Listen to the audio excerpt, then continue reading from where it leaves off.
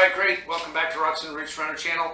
This particular episode we're going to be doing some dyeing of our American flag leather patches. On the previous episode we showed you how you can get the leather wet, case it so to speak. Utilize a simple bench vise and a 3D printed part available at rocksandrootsrunner.com and to create an embossed American flag leather patch. Now that has dried completely and this is what it looks like. And so what we're going to do here is we're going to use what I like is the Fiebing's Black Pro Dye. This thing is an excellent product. It dyes things very easily.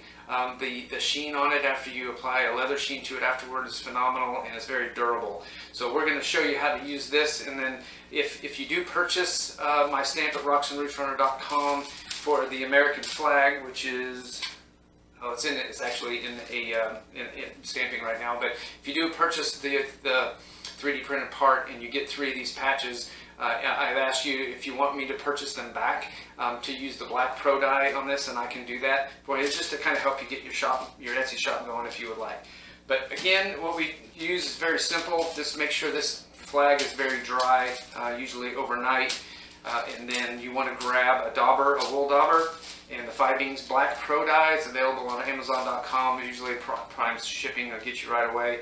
Very simple process. You do, however, you probably should use gloves for this. I don't have any up here at the moment, but it is very, it will take a while for it to come off your hands if you get it. So just be careful with it. This particular patch does have a little tab on the side of it there, so I can basically hold it while we do it. It's very simple. Take the dauber, dip it in, kind of get some of the residual off of there, and then you just want to wipe it on.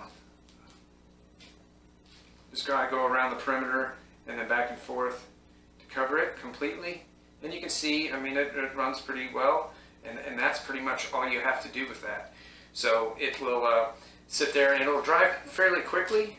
You know, and sometimes you can see some spots there that you might miss and just brush over the top of it. Nice thing about this is it is oil based, and so it won't, like if you put more on it, it won't get any darker or anything. It is what it is.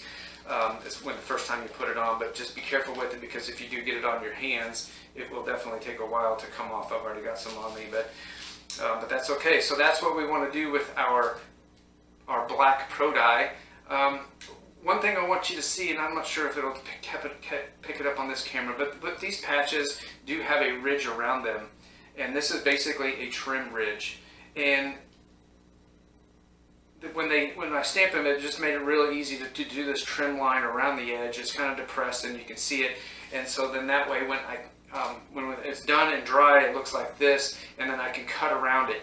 And when you cut around and you make this nice clean cut of what the flag wants to look like, then the edges are kind of bare, obviously. So what you want to do is you can just take this and you can just touch it up on the edge. Very, very easily to touch around the edge of the flag. And there you go. This thing will dry within probably 30 minutes and you have a nice black American flag that you can sew on anything.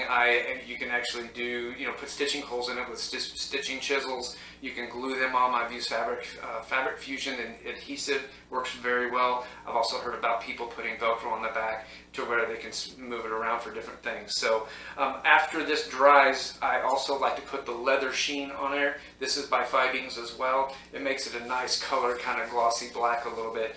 This is more of a satin sheen, but I think they even have higher gloss ones if you want it super, super shiny. So anyway, these flags are available and the stamps are available at rocksandrootsrunner.com. This is pretty simple to do to get a black flag. And if you have any questions, you can just feel free to comment below, or you can go on to my Etsy shop and provide a message at rocksandrootsrunner.com. Thank you, and we'll see you in the next episode.